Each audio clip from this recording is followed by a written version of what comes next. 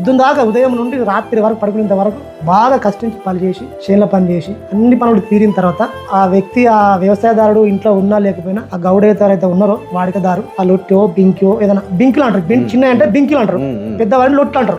సరే వాళ్ళు ఏదైతే బింకి చెప్పిరా లొట్టి చెప్పిరా దాన్ని బట్టి ఆ గౌడ వచ్చి వాళ్ళ ఇంటికాడ చిలుక్కోయలు ఉంటాయి. చిలుక్కోయ అంటే ఏంటిది? హ్యాంగర్స్. ఆ గోడలకు కర్రలతో ఇట్లా హోల్ చేసి కొట్టే వాళ్ళు గట్టిగా ఉండడం కోసం. ఆ చిలుక్కోయకు వాళ్ళు ఉన్నా లేకపోయినా ఆ చిలుక్కోయకు ఆ గౌడ వచ్చి పెట్టిపోతాడు.